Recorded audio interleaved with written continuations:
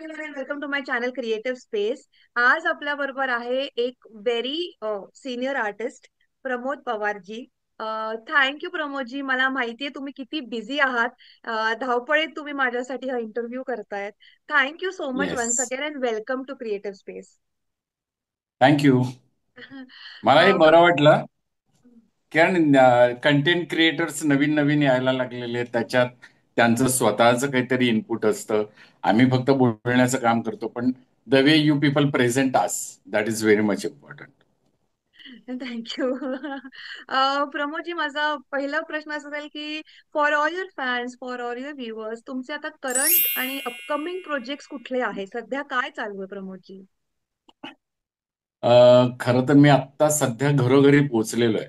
Star प्रवाहावर माझी एक मालिका सुरू आहे. तिचं नावच आहे घरोघरी मातीच्या चुली. आणि ह्या मातीच्या चुली प्रत्येकाच्या घरी असल्यामुळे अत्यंत आवर्जून माझे खूप फॅन फॉलोअर्स झालेले आहेत. लोक मला हल्ली नाना म्हणून ओळखायला लागलेले आहेत. आणि त्या कॅरेक्टरचं नाव नाना आहे. मला व्यक्तिगत आयुष्यामध्ये म, दादा म्हणणारीच मंडळी जास्त आहेत, कारण मी दादागिरी करत असतो. आणि मोठा आहे मी, घरात मोठा असल्यामुळे अल्टिमेटली दादा आहे. तर ती दादागिरी चालू असते. त्या दादागिरीवरून आता ना वर आलेलो आहे. आणि हा गेले 500 एपिसोड्स होतील आता पुढच्या महिन्यामध्ये. म्हणजे 1.5 वर्ष मी लोकांच्या घरी आहे आणि लोकांचे अनेक प्रश्न आहेत. त्याच्यात माझे अनेक नावाजलेले माणसं जे आहेत ते फॅन फॉलोअर्स आहेत. ते आता एका कार्यक्रमावरून आलो. त्या कार्यक्रमामध्ये कुमार केतकर त्या कार्यक्रमाचे प्रमुख पाहुणे होते, पुस्तकाचे प्रकाशक होते. त्याच्यामध्ये मी एक वेगळं काही प्रेझेंट केलं होतं. त्याच्यामुळे आमची पुन्हा भेट झाली. अहो, काय चाललंय तुमचं, कसं चाललंय हे, कितवी बायको वगैरे, असा अनेक प्रश्न. आणि म्हणे मला वेळ मिळाला की मी ते बघतो म्हणे, आणि आवर्जून बघतो. कारण तेवढंच म्हणे मेंदू न वापरता आनंद घेता येण्यासारखी गोष्ट आहे, तेवढी मी घेतो आणि शांतपणे झोपतो म्हणे. म्हणजे माझी सिरियल ही छान छान लोकांच्या पर्यंत पोहोचलेली आहे. थँक्यू. हो. आणि खूप मस्त आणि खूपच फेमस झाली डेफिनेटली. हो. येस. आणि अजून कुठले प्रोजेक्ट्स आहेत का अपकमिंग, ते तुम्हाला सांगायचे असतील? पण माझ्या मुलीला घेऊन मी विद्याधर पुंडलिकांचं चक्रचे प्रयोग आता सध्या करतोय. जे त्यांनी महाभारतावर द्रौपदीच्या एकंदरीत आयुष्यावरचं भाष्य लिहिलेलं आहे. आणि केवळ द्रौपदी नव्हे, तर अश्वत्थामा आणि द्रौपदी संवाद त्याच्यामधला महत्वाचा. ज्या कारणासाठी भीमाने तिला सपोर्ट केलेला असतो, ते कारण घेऊन ती फक्त त्याला सांगते की मला अश्वमेधाला याला अश्वत्थाम्याला भेटायचंय. कारण शेवटी अश्वत्थाम्याने तिची सगळी मुलं मारलेली असतात. आणि ते मारल्यानंतर युद्ध संपलेलं आहे. त्या युद्धाचा आनंद घेत आहेत आणि त्यावेळेला त्या मुलांना मारलं जातं. मग त्या अश्वत्थाम्याला पकडून आणून त्याचा जो चिरंजीवाचा जो मणी असतो इथे, तो काढून घ्यायला लावते. भीमाला उपटून काढायला लावते. आणि प्रचंड वेदनेमध्ये तो आयुष्यभर फिरत असतो. आजही अश्वत्थामा चिरंजीव आहे असं म्हटलं जातं. पण निहा या नाटकाच्या अनेक वाचनानंतर सादरीकरणामध्ये मला काही अशा गोष्टी जाणवायला लागल्या. अश्वत्थामा चिरंजीव आहे म्हणजे नेमकं काय आहे, तर वेदना चिरंजीव आहे, दुःख चिरंजीव आहे. आणि तो अर्थ जरा वेगळ्या अर्थाने अ, आपण ज्याला हायलाइट करणं म्हणतात त्या पद्धतीने केलेलं आहे. त्यामुळे त्या दुःखाला चिरंजीव होत असताना तिच्या वाट्यालाही तेच दुःख आलेलं आहे ना, द्रौपदीच्या. तर ती म्हणते की फक्त कधीतरी तुझ्या त्या जखमेत तू ओरडतोयस, चिडतोयस, रडतोयस, त्या जखमेत मला तेल घालायचंय.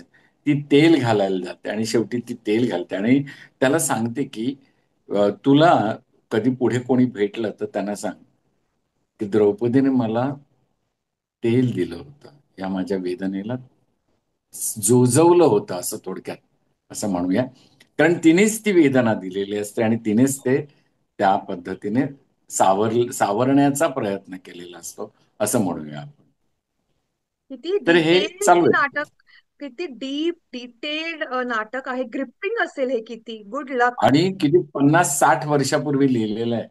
आणि ते आजही तितकंच छान वाटतं. त्यांचं पूर्ण फुल लेंथ मध्ये माता द्रौपदी या नावाने आहे, पण मी चक्र माता द्रौपदी या ह्यानेच करतो. अप्रतिम झालेलं नाटक आहे. त्याचे प्रयोग चालू आहेत आता सध्या. Okay, okay, okay. या क्षेत्राबद्दल लोकांना अजूनही काय गैरसमज आहे असं तुम्हाला वाटतं? अ, कसं आहे माहिती ना, आपल्याकडे एक म्हण आहे नेहा, की शिवाजी दुसऱ्याच्या घरात जन्माला आहे. हा, हा. अशी आपल्याकडे एक म्हण आहे. म्हणजे तो जो पराक्रमी पुरुष आहे ना, आपण आपले बरे, आपलं दार लावायचं, ही जी मानसिकता आहे ना, आपण बरं, आपल्या पुरतं सगळं असावं, आपल्याला बघायला आवडतं, आनंद घ्यायला आवडतो. पण मग आपल्या मुलाने एखादं मुलीने काम करायला घेतलं, मुलाने काम करायला घेतलं, तर मग नको नको तू करू नको, त्याने का पोट भरतं का, वगैरे वगैरे, अशा पद्धतीने ज्या मिसकन्सेप्शन्स आमच्या वेळेला होत्या, त्या अजून थोड्या प्रमाणात आहेत, नाही अशातला भाग नाही. पण मला असं वाटतं की हळूहळू ते दूर होत चाललंय. लोकांना याच्यातूनही अर्थार्जन आहे याचं भान यायला लागलेलं आहे. माझ्या वेळेला तर वडिलांनी सांगितलं होतं, तुला हे असलं काही करायचं असेल तर घर सोडून जा. पण नेमकं मी काय केलं, मी नोकरी पकडली, जी मला सरकारी नोकरी मिळाली. त्या नोकरीमुळे मी सगळा पगार घरी द्यायचो आणि मग बाकीच्या गोष्टी करण्यासाठी बाहेर फिरायचो. म्हणजे काय तर नाटक, नाटक आणि नाटक. त्यावेळेला सिरियल्स नव्हत्या, एकच चॅनल होतं, दूरदर्शन. त्या दूरदर्शनवर अर्थातच मी दिसायचो. मग तिथल्या लोकांशी ओळख झाली होती. मग तेच मला सातत्याने नेहमी व्हॉइस ओव्हर आर्टिस्ट सारखा मी अ, माहितीपट असायचे, त्याच्यासाठी बोलवायचे. माझा आवाज आज जसं मी नाना म्हणून घराघरात पोहोचलोय स्टार प्रवाहामुळे, तसाच दूरदर्शनमुळे एक आवाजाचं कोण आवाज, अरे प्रमोद पवार, किंवा म्हणजे बऱ्याच गृहिणी आतमध्ये किचनमध्ये काम करत असताना देखील, अरे हा प्रमोद पवारांचा आवाज, प्रमोद पवार आहेत का, वगैरे असं, अशा पद्धतीने ती पोचपावती मला मिळायची आणि मी त्याच्यात खूप आनंदात असायचो. It's very good. It's commendable actually. तुम्ही काय करता का त्याच्यासाठी, आवाजासाठी तुमच्या काहीतरी? How do take care? त्याला आपण आवाजाची साधना, जोपासना असं म्हणतो. तर ती घ्यावीच लागते, कारण माझा अ, व्यवसाय आपण असं म्हणूया, किंवा मी त्याच्यावर पैसे कमावतोय या गोष्टीवर. मी व्हॉइस ओव्हर करतो, त्याच्यावर मला पैसे मिळतात. मग मला माझा जो ऍसेट आहे त्या ऍसेटची काळजी घ्यायला पाहिजे ना. म्हणजे आपण एखादं मशीन असेल आपल्या घरातलं, ते चालेना असं व्हायच्या अगोदर आपण ओव्हर ऑइलिंग करतो किंवा त्याची काळजी घेतो. ती काळजी घ्यावीच लागते आणि ती काळजी घेताना मी माझ्या बरोबरीच्या नव्या या क्षेत्रात येणाऱ्या मुलांना मार्गदर्शन करणं, त्यांच्याकडून व्यायाम करून घेणं आणि अल्टिमेटली त्यांच्याकडून करून घेताना मी स्वतःचीही काळजी घेत असतो. बरं, मला माहित आहे की मला बर्फ जास्त चालत नाही, तर थंड प्यायचं नाही, तर मी नाही पित. म्हणजे त्याचा अट्टहास नाही ना, मला थंडच पाहिजे, नाही. ज्याच्यामुळे आपल्याला त्रास होतो ते थांबवायचं, काही प्रॉब्लेम नाही. मी एक 20-25 वर्ष, 20 तर नक्कीच झाली, मी सिगरेट ओढायचो. ओके. आणि त्यावेळेच्या त्या मिसकन्सेप्शन असतील किंवा कोणी ओढतायत म्हणून मग आपण, आणि पॅरास्मोकिंग व्हायचं, किंवा हे दे रे जरा एकदम दे म्हणून, असं तालमीमध्ये जास्त व्हायला लागल्या होत्या. मग नंतर कधीतरी छाती अशी भरून यायची किंवा बोलताना दम लागायचा. मग माझ्या लक्षात आलं की नाही, ह्याचा जर आपल्याला त्रास होत असेल तर आपल्याला हे थांबवलं पाहिजे. कारण सिगरेटमुळे काय माझं आयुष्य बनणार नाही. लोकांना असं मिसकन्सेप्शन होते की सिगरेट ओढली जास्त की आवाज म्हणजे घोगरा होतो, चांगला होतो, जाड होतो वगैरे. तर ते चुकीचं होतं. ते व्हॉइस कल्चर, आपल्या आवाजाची जात काय आहे, ती कशी आहे, मग त्याचं वर खाली ऑक्टेव्हज चेंज होतात की नाही, सारेगमचा अभ्यास बरोबर होतो की नाही, सा पासून नी पर्यंत, नी पासून सा पर्यंत खर्च नीट लागतो की नाही, याचा सगळ्याचा अभ्यास करावा लागतो. एका रात्रीत फक्त अरे माझा आवाज चांगला, मला जरा डबिंगची कामं दे ना, वगैरे असं होत नाही कधी. आजही मुलं येतात, मला सर आवाज खूप छान आहे माझा, मी बोलतो. म्हणजे आवाज छान आहे हे तू तू काय ठरवतोस? आम्हाला ठरवू दे ना. आम्ही काचेच्या पलीकडे ज्यावेळेला ऐकणारे लोक असतात, रेकॉर्डिस्ट, त्यांना माहित असतं की या आवाजाची जात काय आहे आणि कशा पद्धतीने ते होतं. Correct correct. असं आहे. त्याच्यामुळे मी त्याची काळजी घेतो आणि खूप चांगला मला तेलकट खायला आवडतं. मी भजी खातो, कांदा भजी खातो, सगळं खातो. पण ज्याचा त्रास होतो ते नाही खात. आईस्क्रीम पातळ करून खायचं कधी जमलंच तर, का अगदी पाहिजेच वगैरे असं धावत जाऊन नाही. ओके, ठीक आहे. कारण मला बोलायचं असतं. मला ते माझी फुफ्फुसं चांगली ठेवायची आहेत. म्हणून मी सिगारेट थांबवली. आणि त्याचा परिणाम अल्टिमेटली आत्ता माझं वय आहे 69 वर्ष. त्या 69 वर्षापर्यंत माझा आवाज टिकवणं, पुढपर्यंत टिकवणं जितकं शक्य आहे तितकं हे प्रयत्न करायचा आपण. Very good. It's very motivating आणि खूप इन्स्पायरिंग आहे यंग लोकांसाठी, कारण की खरंच तुमची क्वालिटी खूप छान आहे व्हॉइसची. Thank you. ओके, आता माझा पुढचा प्रश्न असा असेल प्रमोदजी. आजकाल मीडियाकडे आर्टिस्ट जे बघतात त्याचा नजरिया थोडासा, दृष्टिकोन थोडासा वेगळा आहे. मग हं. आधीच्या मीडियामध्ये आणि आत्ताच्या मीडियामध्ये तुम्हाला काय फरक जाणवतो, आणि काय थांबायला पाहिजे किंवा काय कंटिन्यू राहायला पाहिजे, तुम्हाला काय वाटतं? हे बघ, मीडिया इतका सोपा झालेला आहे आजकाल, हातात आलेला आहे. म्हणजे तुम्ही जे चांगलं द्याल ते लोकांच्या पर्यंत पोहोचतं. आता आम्ही सिरियलचं शूटिंग करत असताना तिथे वेळ असतो. मग ही माझी जी यंग पोरं आहेत सगळी, तर ती रीलच्या मागे लागलेली असतात. मग नाना, चला चला आपण रील करूया. आणि माझी ती रील्स फेमस झालेली आहेत. ती इतकी फेमस झालेली आहेत की लोक, अरे तुम्ही शूटिंग करता की रील करता? म्हटलं असं काहीच नसतं. आम्हाला वेळ मिळतो त्यावेळेला आम्ही ते करतो. पण लोक तेही बघतात. आजकाल मुलांना जी कामं मिळतात ते तुम्ही किती फेमस आहात, ते त्यांचं फॅन फॉलोअर्स किती आहे. ते मिथिला पारकर मग अशी गाणी म्हणता म्हणता अशी पॉप्युलर झाली. पॉप्युलर झाली, ती इतकी पॉप्युलर झाली की तिला कामं मिळाली. ती आता सिनेमाची हिरोईन आहे. हा फरकच आहे. आता अत्यंत सुंदर उदाहरण देतो की जी ब्लॉग चालवते स्वानंदी, अ, कोकणच्या पार्श्वभूमीवर घराघरात ती पोचलेली आहे वेगळ्या पद्धतीने. आणि तिची सुरुवात कशी, ऐका ना, असं म्हणून ती सुरुवात करते आणि ती त्या ऐकानाच्या माध्यमातून 1, 2, 3 मिनिटाचं ऐकवते. मग ती गाव आहे, त्या गावाच्या संदर्भातलं, तिथल्या पिकांच्या संदर्भातलं असं. आणि ती अत्यंत म्हणजे वेल रेड मुलगी आहे. गाणं उत्तम शिकलेली आहे. ती छान गाते. आणि ह्या सगळ्याचा परिणाम तिच्या पब्लिसिटीवर झालेला आहे आणि तिचे जवळजवळ म्हणजे लाखो फॉलोअर्स आहेत. माझं गाव गुहागर तालुक्यामध्ये आहे. गुहागरच्या जवळच आहे. पवार साखरे माझ्या गावाचं नाव. तर ते सुट्टीमध्ये आम्ही जायचो त्यावेळेला आजकाल आंबा, फणस, जांभळं किंवा अशा, म्हणजे ही जी फळं आहेत खायची ती मे महिन्यात यायची. मे महिन्याच्या सुट्टीत आम्ही गावाला तर दुसऱ्याच्या झाडावरची काढून खाणं यातला आनंद असायचा. काजूची बोंड वगैरे पळवायची. हो. तर ती इतक्या आनंदाची गोष्ट आहे. आजकाल काय झालंय, त्या पिकापासून पैसे मिळतात आणि एखाद्याचा चरितार्थ चालतो हेही कळायला लागलेलं आहे. त्याच्यामुळे लावलेल्या बागा असतात तिथे कोणी चोरी करत नाहीत. जे नैसर्गिकरित्या उत्पन्न झालेलं आहे, उत्पन्न आहे, तर त्याला कोणी डिस्टर्ब करत नाहीत. पण मग ते तुमच्या पुढे मांडण्याची कला स्वानंदीसारख्या मुलीला अवगत झाली. ऐकाना म्हणते आणि ती ऐकवते. मग मला आजही आठवतं, मी गावाला सुट्टीत असताना अ, पेंढा कापलेला असायचा. तो बांधून तो माळ्यावर रचून ठेवायचा. म्हणजे आणि तो माळा कुठचा असायचा, तर गुरांचा गोठा असायचा ना, त्याच्यावर तो रचून ठेवायचा. आणि तो पावसाळ्यामध्ये त्यांच्यासाठी खाणं असायचं, गुरांसाठी. पण तो पेंढा रचणं, त्याच्या त्या पेंढ्यांची अशी मोठी मोठी कवळं बांधून आणणं, हे सगळं काम मी केलेलं असल्यामुळे ती ज्यावेळेला सांगत होती त्यावेळेला मला माझ्याच वाड्यातल्या माळ्यावर बसल्यासारखं वाटत होतं. आणि अ, त्या सगळ्या आठवणी पुन्हा पुनरुज्जीवित झाल्या होत्या. आणि मग तो पेंढा भरताना ना, त्या पेंढ्याचं हाताला लागायचं असे चर चर उडायचे. आणि खूप कापलं जातं. आणि ते कापलं गेलं की मग तेवढ्यापुरतं मग तेल लावायचं. तो बांध झालं आणि रात्री अंघोळ करताना मात्र बोंबाबोंब व्हायची. ते अंग झोंबायचं. कारण ते असं कापलेलं असायचं ना. मग ते तेल लावायचं आणि मग बाकीच्या गोष्टी करायच्या. ते आनंद तो तुम्ही घेतला पाहिजे जीवनातला प्रत्येक आनंद.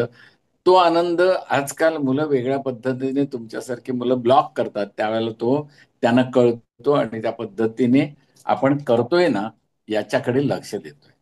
तर हम्म. हे जे आता आपण नव्या पिढीबद्दल बोलतोय म्हणजे तुझ्याच पिढीबद्दल, तर त्यावेळेला मला असं वाटतं की विचार करून काही काम करण्याची क्षमता असलेली ही पिढी आहे.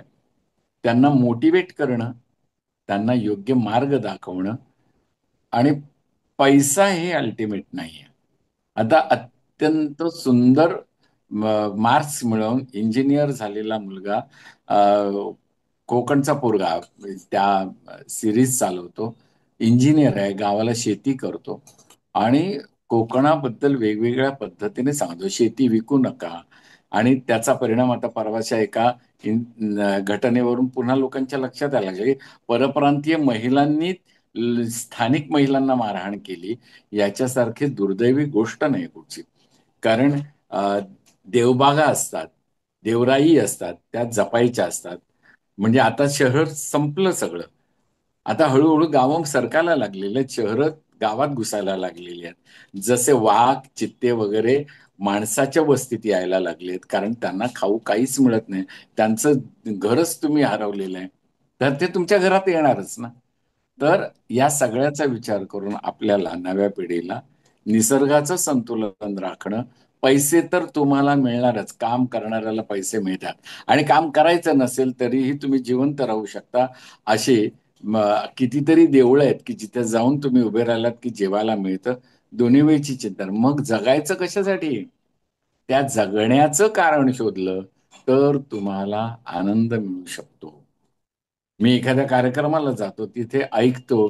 ते ऐकणं जे असतं, तो आनंदाचा निधान असतं. तो आनंद देतो. तुम्हाला आज माझी पत्नी माझ्यासोबत होती कार्यक्रमाला. खूप बरं वाटलं. खूप छान ऐकायला मिळालं. हे ऐकायला मिळणं जे आहे ना, दुर्मिळ होत चाललंय. पूर्वी आमच्या काळी खूप व्याख्यानमाला असायच्या. तिथे मोठमोठे लोक यायचे. एखाद्या विषयावर बोलायचे. ते ऐकणं असायचं. ते ऐकणं साठवून ठेवणं आणि त्याचा वापर आपल्या जीवनात करणं, हा आनंद असायचा आमचा. आम्ही तसे घडलो. आता तुमच्या हातात मोबाईल आहे. त्यामुळे तुम्हाला सगळं ज्ञान देणारी Google बाई वर बसलेली आहे आणि ती तुम्हाला सगळंच देत असते. त्यामुळे तुम्हाला जग कर लो दुनिया मुठ्ठी में अशा ज्या नावाने आलेलं होतं, ते आलंय, पण ती मुठ्ठी तुमची पुरत नाहीये. त्या मुठीत ते मावत नाहीये.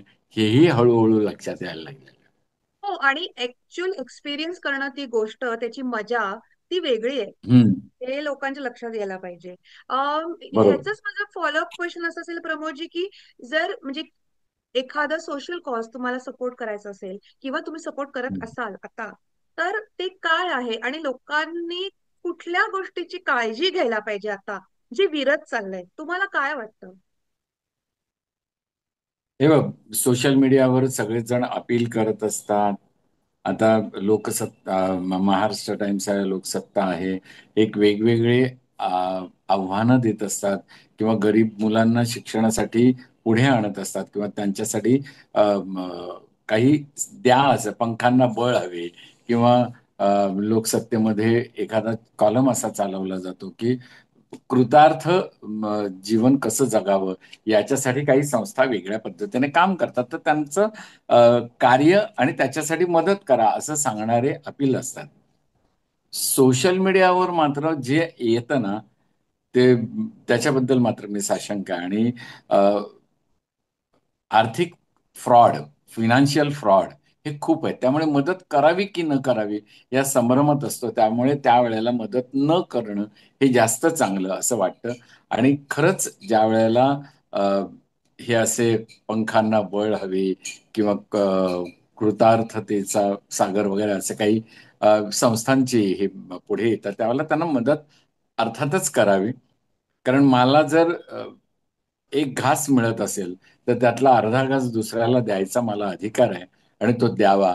म्हणजे माझं पोट आपोआप भरतं, असं आपल्याच पूर्वजांनी सांगून ठेवलेलं आहे. त्यामुळे त्याप्रमाणे करायचं.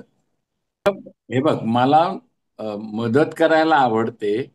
मदत करतोच मी.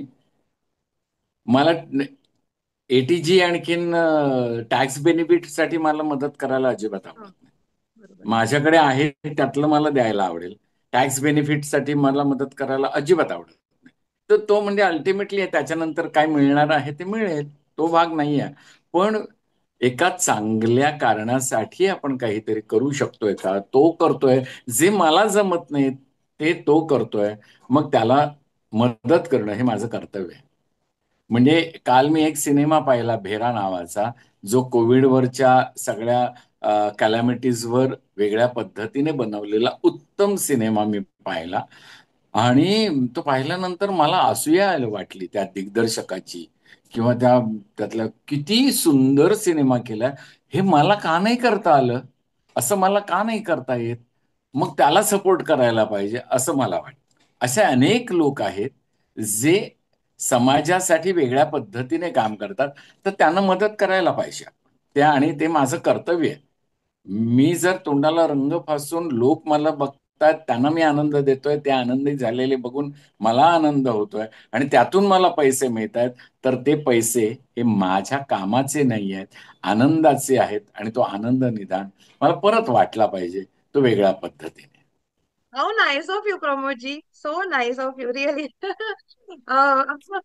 आता माझा पुढचा प्रश्न असा असेल की आतापर्यंत तुम्ही जितक्या भूमिका निभावल्यात, युअर हम्म. फेवरेट कॅरेक्टर, तुम्हाला कुठला कॅरेक्टर करायला आवडलेला होता आतापर्यंत?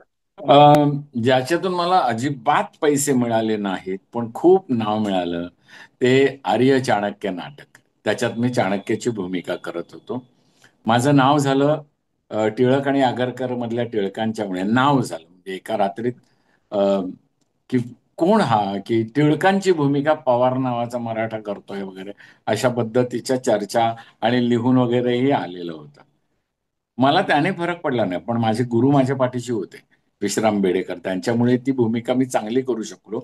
त्याचाच परिपाक म्हणून ज्यावेळेला माझ्याकडे आर्य चाणक्य नाव नाटक आलं, तर त्यावेळेला त्या आर्य चाणक्यची भूमिका करताना माझ्या त्या गुरूंनी दिलेल्या टिप्सचा मला प्रचंड फायदा झाला.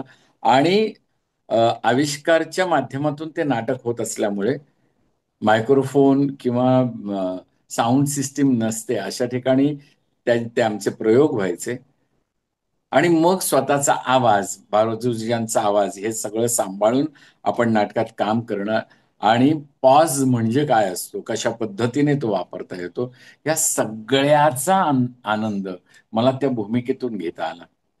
माझी केवळ नजर सुद्धा मला आजही आठवते, कशा पद्धतीने मी ती नजर ही करायला पाहिजे होती वगैरे. हे सगळं मला त्या भूमिकेने दिलं, तो आनंद दिला. म्हणजे मी छत्रपती शिवाजी महाराज केले, मी संभाजी महाराज केले, मी टिळक केले, टिळक केले, चाणक्य केले, नंतर शाहू महाराज केले.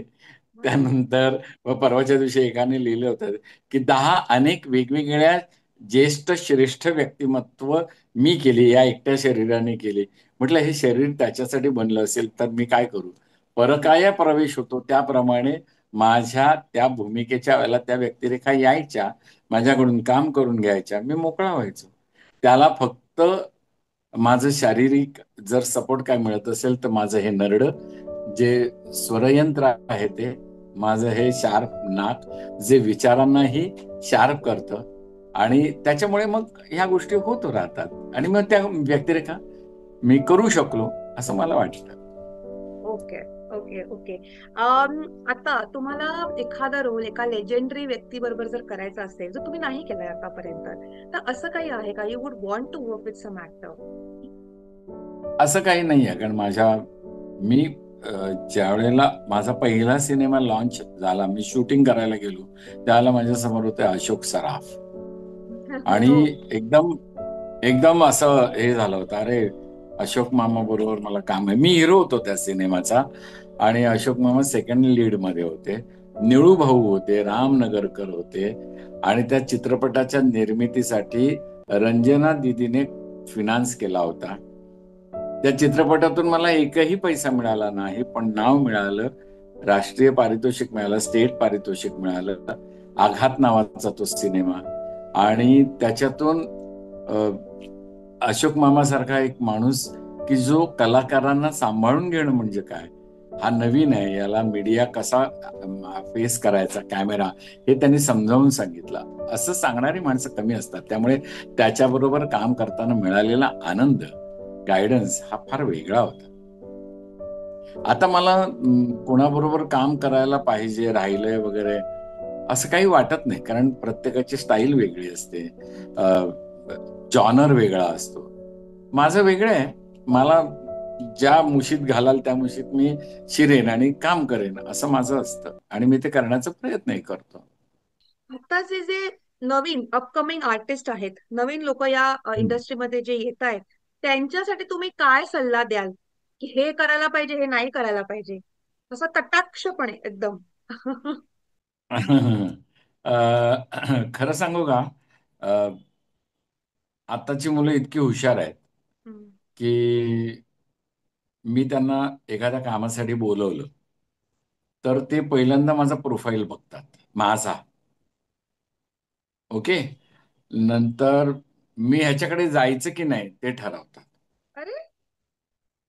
माझी लायकी काय आहे ते पहिल्यांदा जज करतात. आणि दिस दिस इज व्हेरी ऑब्वियस, कारण त्यांना सहज उपलब्ध आहे ना माझी माहिती. मग हा आपल्याला काम देईल, तर त्याचा फायदा होणार आहे की नाही मला, वगैरे वगैरे अशा गोष्टी ते सगळे बघतात. प्रत्येक ठिकाणी फायदाच बघितला पाहिजे असं काही नाहीये. कित्येक वेळेला तुम्हाला मिळणारा अनुभव जो असतो तो जास्त महत्वाचा असतो. पण अनुभव घेण्यासाठी फुकट काम करायला पाहिजे असं बिलकुल नाहीये. पण काम करत राहिलं पाहिजे, सातत्य ठेवलं पाहिजे. मुलींच्या बाबतीत मात्र जरा वेगळं असतं. कारण कोण काय डोक्यात घेऊन आलेलं असतं त्याच्यावर अवलंबून असतं. मला काहीही करून पुढे जायचंय हे ठरवलेलं असतं. त्यांच्यासाठी अ, माझ्याकडे मार्गदर्शन काहीच नाही. कारण त्यांचं त्यांनी ठरवलेलं असतं. त्यांना सगळे मार्ग माहीत असतात. साम, दाम, दंड, भेद असं जे असतं, त्याप्रमाणे त्यांचं वागणं त्यांनी ठरवलेलं असतं आणि मग त्याच्यातून त्यांना जो नुकसान व्हायचं असतं तेही होत असतं, फायदा व्हायचा असतो तोही होत असतो. त्याच्यात काहीच नाही. कारण त्यामुळे आपण मुलींनी म्हणजे पर्टिक्युलरली मुलींनी आपण आता कणिक टिंबतात की नाही मला माहीत नाही. म्हणजे कणिक मळतात की नाही माहीत नाही मुली. कारण आजकाल समजा त्यांनी समजा मळत असतील तर पीठ खरंच बरोबर झालंय की नाही म्हणून, तर ते पाहण्यासाठी आपण बोट खुपसतो. बोटाने बघतो ना, छान झालंय आता, व्यवस्थित झालंय. तर ते किंवा भात शिजलाय की नाही हे बघण्यासाठी एखादं शीत काढतो आणि ते दाबून बघतो. बटाट्याला सुद्धा आपण तसंच करतो. मुलींच्या बाबतीतही तसंच असतं. तर ते आपल्याला आपण किती आहारी जाणार आहोत, किती आपल्याला जज केलं जातंय, हे एका स्पर्शावरून कळतं. त्यामुळे त्याच्यासाठी बाकी काही करायची गरज नसते. म्हणजे आपण लहान मुलींना आपण ज्यावेळेला आता आजकाल सेक्स एज्युकेशनमध्ये गुड टच, बॅड टच हे शिकवलं जातं. लहानपणापासून शिकवतो हल्ली. जे लैंगिक शिक्षण असतं त्याच्यामध्ये. त्याच्यामुळे मुलींना काही हे नवीन नाही आहे आजकाल. पूर्वी सॅनिटरी नॅपकिन वापरायचे म्हणजे काय हे होतं त्या काळामध्ये. तर आज एवढं सगळं ओपन आहे. माझी मुलगी ज्यावेळेला वयात आली, तिला पहिली पाळी आली, त्यावेळेला ती आमच्या बरोबर नव्हती, ती काकाकडे होती. म्हणजे मुंबईतच. पण तिने काकीला सांगितलं सरळ सरळ की असं असं झालेलं आहे. पण तिला ती समज येणं, त्यासाठी त्या सगळ्या गोष्टी करणं, याच्यापर्यंत मुली गेलेल्या आहेत पुढे तुम्ही. त्यामुळे तुम्हाला वेगळं काही सांगायची गरज नाहीये. काम चांगलं कसं करता येईल, त्याच्यासाठी वेळ कसा देता येईल, ते फार महत्वाचं आहे. सीरियलच्या प्रोडक्शन्समध्ये तुम्हाला प्रचंड राबवून घेतलं जातं आणि त्याची मानसिक आणि शारीरिक तयारी असेल, तर या क्षेत्रात यायचं, नाहीतर यायचं नाही. अगदी स्ट्रेट. आणि आराम कधी करायचा, फिरायचं कधी, स्वतःला ग्रूम कसं करायचंय, ठेवायचंय कसं स्वतःला ताजंतवानं, याचं प्रशिक्षण तुम्हाला तुमचं शूटिंग चालू असतानाच हळू-हळू मिळतं आणि त्यावेळेला ते करायचं असतं. पुरुषांच्या बाबतीत काय, आज हा, उद्या तो, मला मिळेल ते काम करा, पण स्वतःचं काम वाजेल अशा पद्धतीने हा. ते करणं आणि ती शोरील सतत दाखवणं आणि काम करत राहणं, सातत्य ठेवणं, हे फार महत्वाचं आहे. खूप छान टिप दिली, खूप खूप छान ऍडवाइस दिला की नाहीतर येऊच नका तुम्ही या क्षेत्रात. बरोबर आहे, बिकॉज इट नाही, टेक्स तुम्हाला एवढे जर टोल. ते नसेल त्याच्यात येऊ नका. अजिबात येऊ नका. करेक्ट. ओके. कारण ओके. तुमच्या घरी कोणी काय असं हळद कुंकू घेऊन आरती घेऊन आलेलं नाहीये. चला चला चला बाबा तुम्ही काम करा वगैरे. मुलगी छान दिसली की ते छान म्हणणारच. ते ऑब्विस आहे. अगदी वाईट असली तरी आणि त्याला जर हवी असेल तर तो सांगणार, अरे काय सुंदर आहेस तू, किती छान. ती आरशात बघते. आता मी ज्या कार्यक्रमाला गेलो होतो ना, तिथे आरशाचा जन्म झाला नसता तर काय झालं असतं. आजकाल जे म्हणजे $1 बिलियन कमवणाऱ्या ज्या कॉस्मेटिक्स बनवणाऱ्या यस. कंपन्या आहेत त्या उदयाला आल्या नसत्या ना, येस. आरसा नसता तर. कारण आरसा तुम्हाला दाखवतो, अरे मी अशी दिसते का, मी असा दिसतो का, ठीक आहे ठीक आहे, नाही याच्यापेक्षा चांगलं दिसलं पाहिजे. मग त्याच्यासाठी काय करायचं हे आरसा सांगतो, असं दिसायला असं मग हे लाव ते लाव, मग जाहिराती असतातच तुमच्या मागे. ते सो छान विषय आहे हा. खूप छान विषय आहे. मग आहेच. येस. ओके. ओके. ओके. आता अम, मला तुम्हाला विचारायचं होतं की कधी कधी ना आपल्या हातून म्हणजे तुमच्या हातून काही रोल्स गेले असतील, किंवा काहीतरी असं झालं असेल. आजकालच्या पिढीने ते how do you take that positively, ते कसं हाताळावं, ते निगेटिव्हिटी, किंवा how do you handle that? हे बघ, कसं आहे की तुम्ही एका ठराविक स्टेजला गेल्यानंतर तुमच्या हातातून भूमिका गेली तर ते तुम्हाला त्रास होतो, हे बरोबर आहे. पण तुमची पोझिशन आता अशी आहे की तुम्हाला काम सतत दाखवत राहिलं पाहिजे. तर हम्म. त्याला प्रयत्न करणे हे फार महत्वाची गोष्ट आहे. प्रयत्न करायला पाहिजे. पण भूमिका हातातून जाणं म्हणजे नेमकं काय, तर काही नाही. आज घरी आईने काय केलंय, भाजी भाकरी, मला भाजी आवडणारी नाही, पण तरी देखील मला ती खाल्ली पाहिजे ना.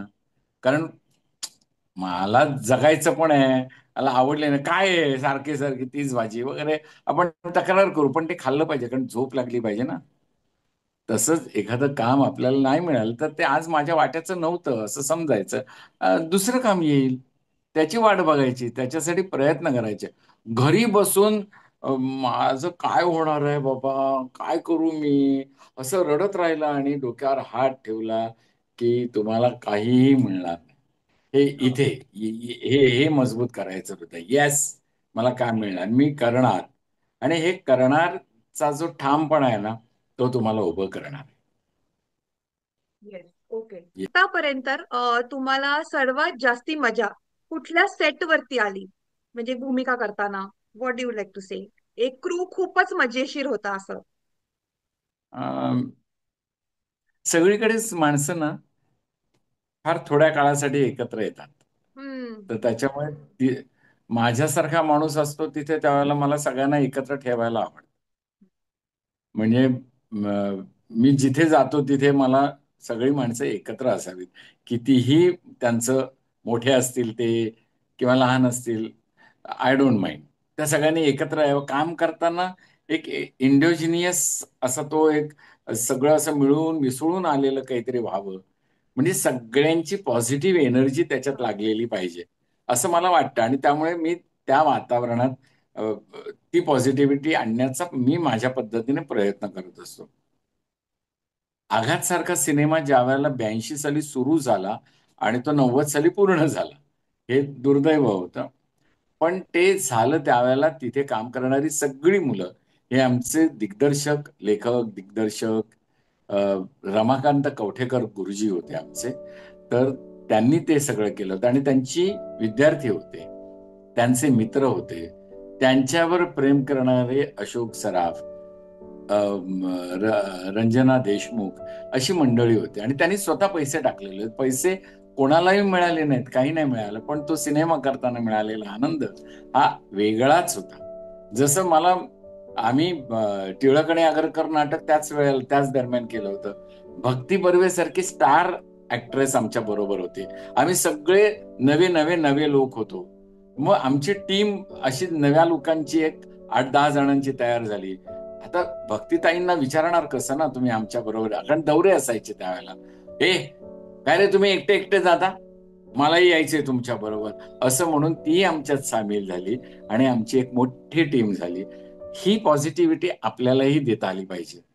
तिने ज्या वेळेला म्हटलं की मला यायचंय तुमच्या बरोबर, तर त्यावेळेला ती सगळी अ, मोठेपणाची झूल उतरवली गेली होती आणि उत्तम भक्ती बर्वे अ, आमच्या वाट्याला आल्या होत्या आणि त्यांच्याबरोबर प्रयोग करताना प्रचंड आनंद मिळायचा. प्रचंड आनंद.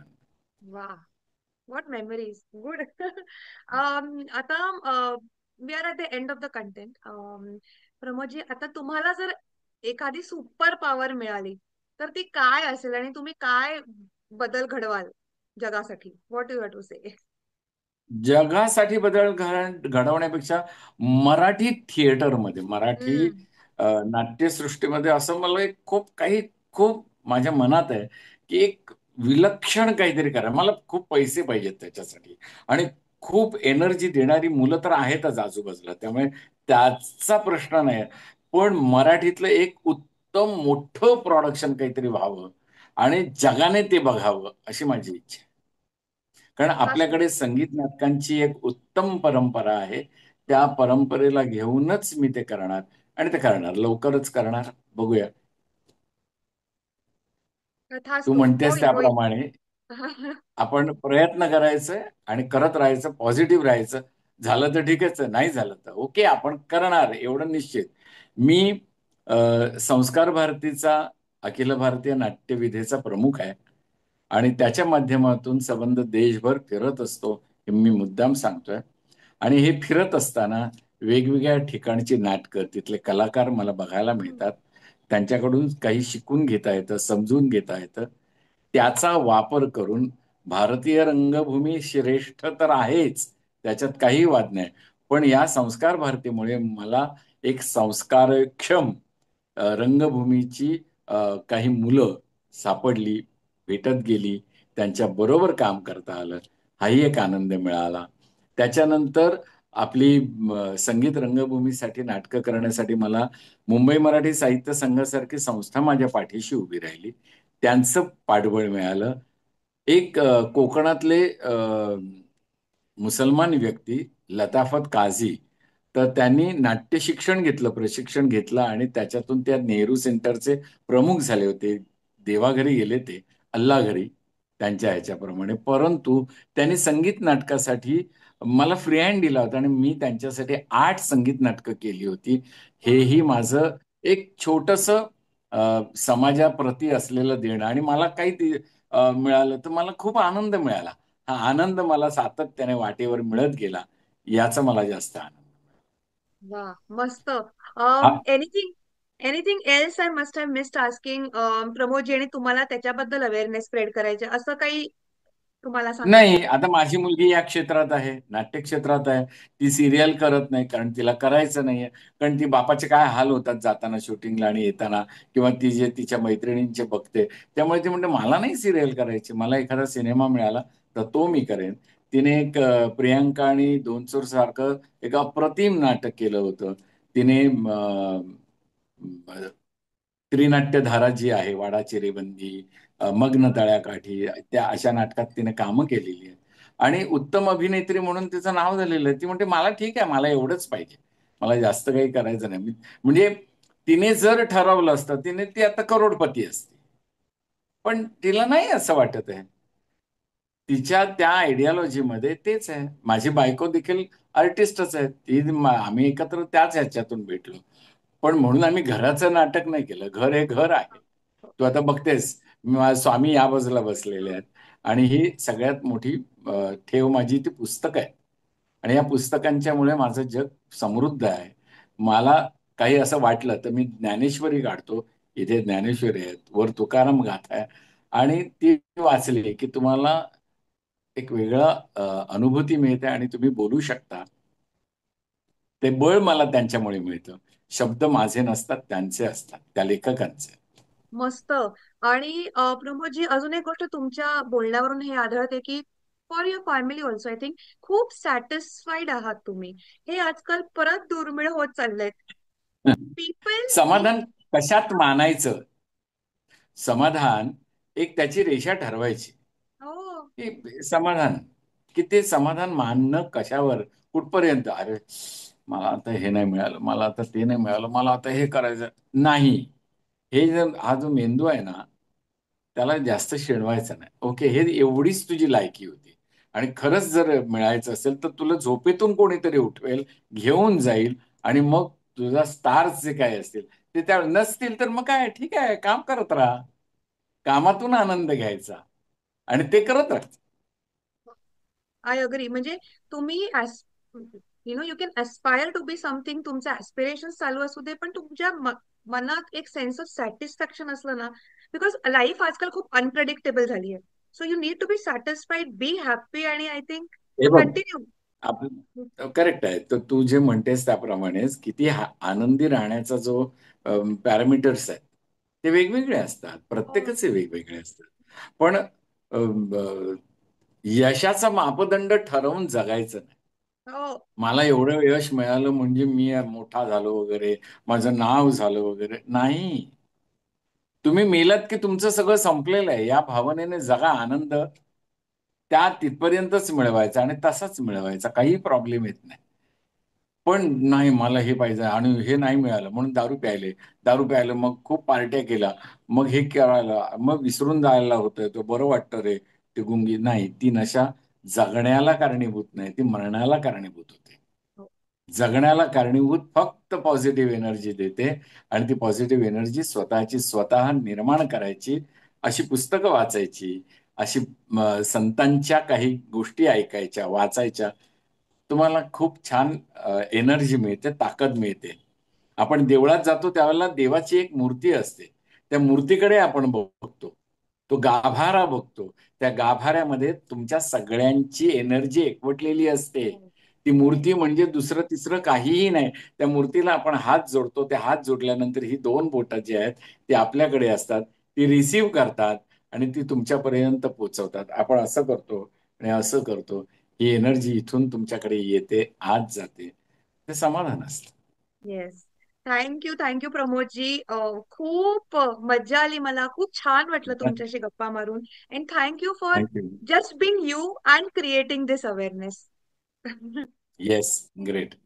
कधीही काहीही असलं, प्रश्न विचारा. मला व्यक्तिगत प्रश्न विचारले तरीही चालतील. थँक्यू नेहा. तुझ्या माध्यमातून मला तुझ्या सगळ्या प्रेक्षकांच्या पर्यंत पोहोचता आलं. होप मी जास्त त्रासदायक बोललो नसेल असं नाही, मला इट वाटतं. Is you, it is your personality. So खूप छान झालं. आणि मला खूप आवडलं तुमच्याशी कॉन्व्हर्सेशन करताना. थँक्यू. थँक्यू. येस.